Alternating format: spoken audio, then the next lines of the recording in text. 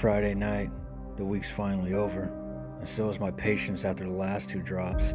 Yeah, we've been hurt before, but here we are again, back in the saddle, staring down another bar that claims it's about to change the game.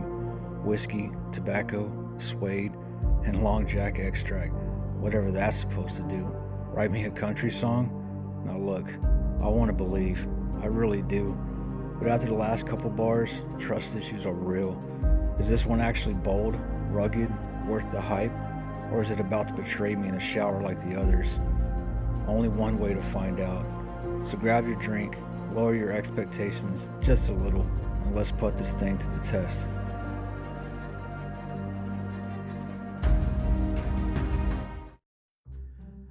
Today, I'm checking out the Friday night bar from Dr. Squatch, a soap that sounds like it should have way more exciting plans than I do. Right off the bat, this one's clearly going for that end of the week unwind kind of vibe, not a wild night out, more like you showed up, had a drink, looked around and thought, yeah, I'm good, and headed home. And honestly, that's kind of how the whole bar feels. The scent is probably the main thing here, and it stays pretty laid back. You get that light whiskey and beer undertone, but it's not bold or overpowering. It sits more in the background, slightly warm, a little sweet, and kind of smooth. It doesn't smell like you spilled a drink on yourself or anything like that. It's more like you were near a bar, not in the middle of one. Once you're actually using it, it settles into a basic clean scent and doesn't stick around too long. Easy to like, just not something that really stands out. Now the red bleed is where this bar shows a little personality. Like a few other Squatch bars, this one runs red when it gets wet. First use can catch you off guard a bit. You're just trying to shower and suddenly it looks like things took a turn. After that, it's just part of the routine. It rinses away easily, but it definitely adds more drama than anything else going on with the bar.